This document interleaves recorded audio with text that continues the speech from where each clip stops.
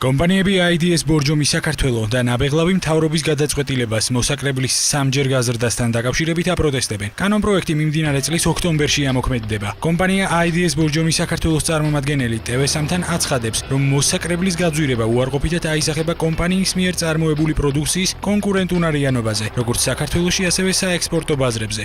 განცხადებაში ასევე ნათქვამია, რომ მოსაკრებელი, რომელიც 1 კუბურ მეტრზე 10-დან 30 ლარამდე არის გაზრდილი, IDS ბორჯომისთვის ყველაზე მაღალია როგორც DST-ს, ასევე ევროპის მასშტაბით, რაც სერიოზულ საფრთხეს უქმნის კომპანიის მომავალ განვითარებას.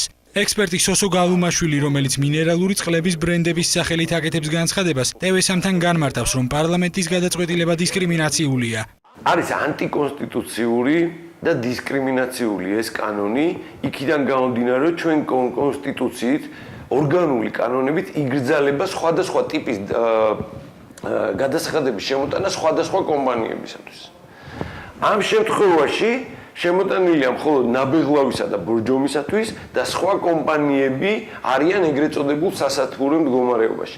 დისკრიმინაცია გამოიხატება იმაშიც, რომ სხვა კომპანიებს არანაირი მოსაკრებლის გადასახადი არ გაიზარდა.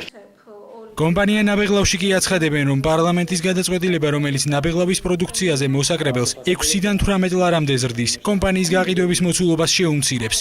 არსებობს რამოდენიმე რეალური პრობლემა, რომელიც წარმოიშვება ამ გადასახადის გაზრდით. ერთ-ერთი არის 25 წლიანი ლიცენზიის გადახედვა, რომლის ფარგლებშიც გრძელვადიანი კონტრაქტებია ამასთანავე ინვესტორებთან და უცხოელებთან, პარტნიორებთან გადაიხედება ეს კონტრაქტები და შეიძლება ძალიან ცუდად აისახოს ზოგადად ბიზნეს გარემოზე. მინერალური წყლების ბრენდების განცხადებას პარლამენტის დარგობრივი ეკონომიკის თავმჯდომარე პასუხობს. ზურაბ ტყემალაძე განმარტავს, რომ მოსაკრებელზე დაწესებული გადასახადი მიზერულია და კომპანიების მომავალ განვითარებას საფრთხეს არ შეუქმნის.